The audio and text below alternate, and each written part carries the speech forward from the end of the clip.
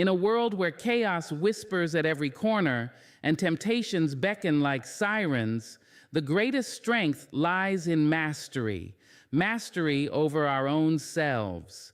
To control your mouth, your mood, your money, and your mind is to take the reins of your life with dignity and grace. It is to stand as a sovereign soul, unwavering amidst storms, speaking with intention, feeling with balance, spending with wisdom, and thinking with clarity. This journey of control is not a chain that binds, but a light that guides, a path to freedom paved by discipline and self-love. Your words carry the weight of your soul, the echo of your spirit that lingers long after you have spoken. They are the architects of your reality, the builders of bridges and the breakers of chains. Every syllable you release into the world is a seed sown into the hearts of others, a seed that can blossom into hope, healing, and understanding, or wither into doubt, pain, and division. To guard your mouth is to recognize this sacred power, to wield it with care and intention. It is to speak not from haste or anger, but from a place of deep reflection and authenticity. When you protect your truth with your words, you create a shield against the noise and confusion that seek to drown your voice, preserving the essence of who you are for yourself and for generations to come. To build your legacy through your words is to understand that language is not merely a tool for communication, but a vessel of influence and transformation. Your words can inspire courage where there was fear, offer comfort where there was despair, and ignite the flames of justice in a world often cloaked in silence. Each conversation, each declaration, and each silent pause carries the potential to shape the lives of those around you. Guarding your mouth means choosing what you say as deliberately as a painter selects each brushstroke, knowing that the picture you create is not just for today, but for the unfolding tapestry of time. In doing so, you honor the power of your voice to uplift, to teach, and to leave a mark that no force can erase. When you guard your mouth, you also guard your spirit from the corrosive effects of careless speech, gossip, bitterness, and harsh judgments that fracture relationships and dim your own light. You become a steward of your own dignity and the dignity of others, recognizing that once words are spoken, they cannot be taken back. The wisdom of restraint becomes your ally, reminding you that silence, when chosen wisely, is not absence but presence, a profound statement that holds space for respect, empathy, and understanding. Through this disciplined use of your voice, you weave a narrative of strength and integrity, one that reflects the depth of your character and the breadth of your vision. Emotions rise like waves within the vast ocean of our being, powerful and relentless, sometimes gentle, sometimes fierce. They come to visit, but they are not rulers of our fate. To let emotions master you is to surrender your power to the shifting tides of circumstance and reaction. But to control your mood, that deeper, steadier current beneath the surface, is to anchor yourself in a place of strength and peace that no storm can unravel. It is to recognize that while feelings may flare and fade, your spirit holds the quiet authority to choose how to respond, how to stand, and how to move forward. This mastery over mood is not denial or suppression. It is wisdom born of self-awareness and grace. When you learn to control your mood, you become the calm eye in the hurricane, a sanctuary where clarity dwells even as chaos swirls around you. You do not become cold or disconnected. Rather, you become deeply connected to your own truth and to the rhythms of your soul. This control allows you to respond instead of react, to meet challenge not with rage or despair, but with patience and resilience. It is the difference between a fire that consumes and a fire that warms. In this space, peace is not the absence of difficulty, but the presence of strength. a strength that flows from knowing you are not at the mercy of every passing feeling, but that you carry within you the power to hold steady, to breathe deeply, and to rise again. Harnessing peace through mood control is an act of profound self-respect and courage. It means embracing your emotions fully without allowing them to dictate your life's direction. It means cultivating habits of reflection, mindfulness, and compassion for yourself and for others, so that when anger, sadness, or fear visit, you greet them with dignity rather than defeat. This control is not about perfection, but about the continual choice to seek balance, to restore calm, and to reclaim your center. In doing so, you forge a character that is unshakable, a heart that is expansive, and a mind that is clear, creating a foundation upon which your truest self can flourish. Financial discipline is the quiet, steadfast guardian of your future, a force often misunderstood, but profoundly powerful. It is not a cage that confines you, but a key that unlocks doors to possibility and peace. To manage your money wisely is to take responsibility for your present and your tomorrow with courage and respect. It is to acknowledge that every dollar spent or saved is a choice, a reflection of your values and vision. This discipline does not demand deprivation or fear. Rather, it invites you into a sacred partnership with your resources, one built on intention, mindfulness, and foresight. When you choose to steward your finances with care, you lay the groundwork for stability, opportunity, and dignity that no external circumstance can easily shake. The freedom born from financial discipline is freedom from anxiety, from impulsiveness, and from the relentless worry that steals joy and clouds the mind. It is the calm assurance that comes from knowing you have planted seeds today that will bear fruit in the seasons to come. This freedom allows you to live with grace, not in scarcity, but in abundance. An abundance measured not only in wealth, but in choice, security, and peace of mind. Wise management of money teaches you patience, resilience, and the profound satisfaction that comes from delayed gratification. It transforms money from a source of stress into a tool for empowerment, one that fuels your dreams and sustains your well-being. Managing money with discipline also means honoring yourself enough to say no to excess and yes to necessity, to prioritize what truly matters over fleeting desires. It means setting boundaries around spending and giving, understanding that generosity is richest when it flows from a place of sufficiency, not sacrifice. This careful tending to your financial garden requires education and humility, a willingness to learn, to plan, and to sometimes say hard truths to yourself.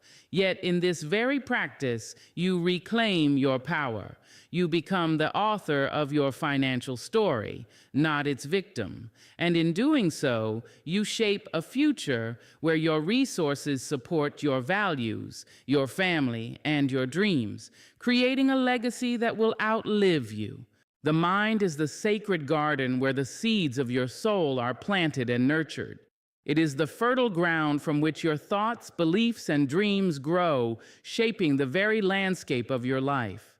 To cultivate your mind carefully is to tend to this garden with intention, patience, and love. It means planting seeds of hope, courage, and wisdom while uprooting the weeds of doubt, fear, and negativity that threaten to choke your growth. This is a tender yet powerful act, one that requires constant attention, for the mind is both a place of infinite possibility and vulnerable to the harshness of careless words and harmful influences. How you nurture your mind will determine whether your spirit flourishes or withers. Guarding your mind fiercely is the act of protecting your inner sanctuary from the forces that seek to invade and disrupt its peace. In a world filled with noise, distraction, and conflicting voices, your mind is the last refuge where you can reclaim your truth and your power. It is the place where your identity is forged, your values are strengthened, and your purpose is born. To guard it fiercely is not to close yourself off from the world, but to choose wisely what you allow in. The thoughts you entertain, the words you absorb, and the beliefs you embrace. It is to resist the temptation to succumb to negativity, cynicism. Learning when to speak and when to listen is a sacred art, cultivated over time with humility and discernment. Words once spoken cannot be taken back, and so the tongue must learn restraint, not out of repression, but out of reverence. There are moments when your voice must rise like a lion, fierce and unshaken, to defend truth, to speak light into darkness, to stand against injustice. But there are also moments when silence is the loudest voice in the room, when your quiet presence becomes a mirror, a challenge, a revelation to others. In those moments, silence teaches, it heals, it watches, and it waits. It grants you the space to listen, not only to others, but to the whispers of your own soul, to the deeper knowing that exists beneath surface reactions. Silence grants the grace to observe without judgment, to receive wisdom from those who speak not just with words, but with eyes, with pain, with joy, with presence. When you listen fully, you honor the humanity of others, and in doing so, you deepen your own. To know when to listen is to make space for the truth to emerge unforced, for connection to deepen beyond the surface, for clarity to rise from the depths of confusion. It is in these quiet places that transformation takes root. The power of silence is not in what it avoids, but in what it allows: reflection, intention, self-possession. To live in awareness of when to speak and when to be silent is to move through the world with poise, with strength wrapped in softness, with fire guided by wisdom. Mood control is the discipline of the soul, a sacred restraint that clears the fog from your vision and steadies the trembling hand of reaction. When you allow your emotions to flood unchecked, when anger burns or sadness spills without boundaries, you risk losing the clarity that leads to wise decisions and meaningful action. To govern your moods is to take hold of your inner reins and steer your spirit with grace, even when storms rise inside you. It is not the absence of emotion, but the mastery of how it moves through you, how it is honored without being obeyed. Anger may knock, sadness may linger, but they are not meant to rule. They are guests, not gods. When you recognize this, you create a stillness inside, a sacred space untouched by the chaos of momentary feeling. In that stillness, you begin to see clearly, not through the lens of impulse, but through the calm eyes of understanding. You respond instead of react. You speak truth without harming. You act with purpose instead of vengeance or desperation. The power of controlled mood lies not in suppression, but in refinement, in allowing your emotions to inform you without defining you. Sadness can teach, but it should not trap. Anger can alert, but it should not consume. When you learn to rise above their immediate pull, you tap into a deeper strength, a wellspring of peace that cannot be shaken by fleeting turmoil. You begin to recognize that control is not rigidity. It is the soft, steady hand of self-respect, guiding you through moments that could otherwise unravel the dignity you have worked so hard to build. This kind of inner mastery is not born overnight. It is forged through reflection, through patience, and through the decision to rise each day with the intention to remain rooted in truth and not tossed by emotional winds. The work is quiet, often invisible, but its fruits are powerful. It shows in the grace with which you handle conflict, in the patience you offer to others, in the way you protect your energy and your peace. It is an act of deep self-love to say, I will feel, but I will not be ruled. It is in this act that you claim ownership over your choices, your behavior, and your destiny, planting seeds of peace that will bloom not just within you, but around you as well. Financial control is a sacred discipline that reaches far beyond counting coins or balancing accounts. It is an act of reverence, a declaration that your resources are not merely numbers, but tools of purpose and power. To command your finances with strength is to understand that wealth is not just what you hold in your hand, but how you steward it with your heart and your mind. It begins with patience, the kind that delays gratification, that looks past the glitter of the moment and sees the steady glow of long-term freedom. Patience teaches you to pause before every purchase, to plan before every leap, and to remember that true abundance is not in how much you spend, but in how wisely you preserve and invest. Knowledge is the lantern that lights the path to financial mastery. Without it, even the most well-intentioned plans can falter. To educate yourself about saving, budgeting, investing, and spending is to take back power that the world often seeks to claim. It is to say, I will not be at the mercy of systems or trends or pressures. I will learn, I will ask, I will grow. Knowledge does not mean perfection. It means awareness. It means knowing what you owe and what you own. It means understanding what adds value to your life and what quietly drains it. In this knowing, you find clarity, and in clarity, you find strength. You become less likely to be swayed by impulse and more rooted in intention, more focused on where you are going and what it will take to get there. And at the core of it all is respect. Respect for your effort, for your energy, for what you earn and what you spend. Every dollar is the fruit of your labor, and when you respect your money, you honor yourself. You begin to recognize that careless spending is not just about dollars lost, it is about dignity lost. But careful stewardship, that is self-love in action. It's waking up with peace because the bills are paid and your future is prepared for.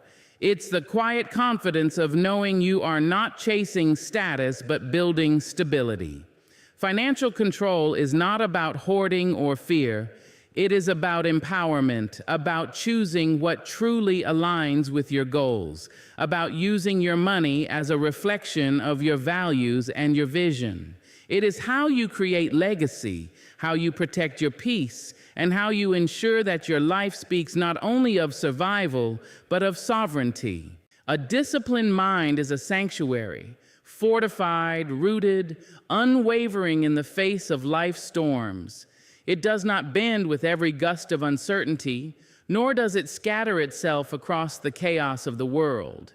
Rather, it stands firm like an old oak, deeply grounded in intention, its thoughts aligned like soldiers on sacred duty. When your mind is disciplined, you do not waste energy chasing every passing worry or reacting to every emotional wind. You conserve your focus, you protect your peace, and you direct your attention like a river carved by purpose. Discipline in the mind is not rigidity, but refinement. It is the art of shaping your thoughts to serve you, not sabotage you. It is the practice of calling yourself back again and again to what truly matters, even when the noise of life tries to drown out your inner clarity. In this discipline, resilience is born. Not the brittle kind that cracks under pressure, but the quiet, unshakable kind that holds its ground without needing to shout. A disciplined mind can see through the fog of distraction and find the path forward. It is not seduced by urgency, not derailed by doubt. It pauses before it reacts. It questions before it assumes. It reflects before it speaks. Such a mind becomes a fortress, impenetrable not because it is closed, but because it is guarded by awareness and intention. Chaos may knock, distraction may whisper sweetly, but neither is allowed to rule. With each disciplined thought, you train your mind to stay loyal to your deeper self, to your purpose, to your peace. And this training is ongoing. It is a daily commitment, not a one-time choice. Just as the body is strengthened through repeated movement, the mind is fortified through repeated redirection. Every time you choose focus over frenzy, patience over panic, presence over worry, you are teaching your mind how to endure, how to thrive. You are building a foundation from which every other form of growth can rise. A disciplined mind becomes the soil from which wisdom grows, where confidence blooms, and where clarity flows freely. In the sacred silence between distractions, the disciplined mind listens to the whispers of intuition, follows the thread of vision, and becomes the steward of a life lived with power, purpose, and peace. Control in its truest and most sacred form is not about suppression or domination. It is about stewardship. It is about standing as the watchful keeper over your own life, your decisions, your direction.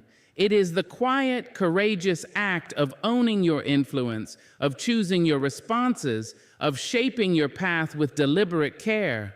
Control is often misunderstood, cast as a harsh master, but it is in fact a loyal servant when it rises from self-respect. It does not demand perfection, it requires presence. It asks you to be awake in your own life, to hold the reins with reverence, and to walk forward with your choices rooted in awareness rather than habit or fear. It is not about forcing outcomes, but about guiding yourself gently and consistently toward a life of purpose and dignity. This kind of control begins within. It is the inner agreement that you will not abandon yourself in pursuit of comfort, applause, or chaos. It is a devotion to self-discipline, not as punishment, but as protection. When you practice control as stewardship, you are nurturing the soil of your becoming. You are tending to your thoughts, guarding your energy, and aligning your actions with your vision. You understand that every yes and every no carries the weight of your future. So you become mindful not just of what you do, but why you do it. You become the guardian of your integrity, the protector of your peace, the architect of your becoming.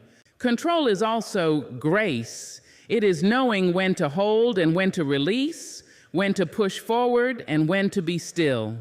It does not mean holding everything tightly. It means knowing what is yours to carry and what must be laid down.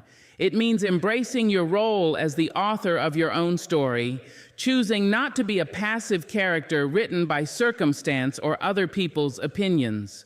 When you live from this kind of self-command, you begin to shape a life that reflects your values, your truth, and your potential. It is not about oppressing your nature, but about elevating your power. You are not here to drift. You are here to steer. You are not here to shrink. You are here to rise. And in your rising, with control held not as a weapon but as a blessing, you honor the destiny that has always been waiting for your full attention. Mastering the sacred quadrants of mouth, mood, money, and mind is not a matter of control for control's sake. It is the path to holistic empowerment, a weaving together of the body, the mind, the heart, and the spirit into a tapestry of wholeness. When each of these elements is brought into alignment, when they are honored, trained, and trusted, you begin to move through the world with a grace that is unshakable and a presence that is deeply rooted. Your words become intentional, no longer wasted or wielded recklessly, but spoken from a place of wisdom and truth. Your emotions, once unruly tides, become like rivers directed by the banks of your purpose, flowing toward healing rather than destruction. Your finances are not scattered seeds tossed by impulse, but carefully planted investments in your future, nourished with respect and discipline. Your thoughts, once chaotic and crowded, become the quiet engine of clarity and conviction that guides your every step. This kind of mastery is not just about the external, it is an internal revolution. The body follows where the spirit leads, and the spirit soars when the mind is clear and the heart is calm. There is a divine symphony that begins to play when these four elements harmonize. It is the music of alignment, the rhythm of a woman or man walking in their full power. In this state, you are not at war with yourself. You are not constantly pulled in conflicting directions. You do not speak one thing and live another. You do not exhaust yourself chasing what you were born to attract. Instead, you become a magnet for peace, a beacon of strength, a steward of your own life force. You begin to feel the deep, steady hum of authenticity pulsing through your being, guiding you like a compass toward decisions that nourish, relationships that honor, and actions that uplift. Holistic empowerment is not a destination. It is a continual act of alignment, a daily return to what is true, sacred, and essential. It is the quiet discipline of checking in with yourself, of listening to your body's wisdom, your heart's yearning, your mind's clarity, and your spirit's whisper. It is the strength to pause before you speak, to breathe before you act, to plan before you spend, and to choose before you think. This kind of mastery cannot be bought or borrowed. It must be lived, earned, embodied. And once it is, you no longer ask permission to be powerful. You simply are. You walk into every room not needing to prove anything, but radiating everything. Because when the mouth speaks truth, the mood holds peace, the money moves with intention, and the mind sits still and clear. The whole being becomes a vessel of divine power and human grace.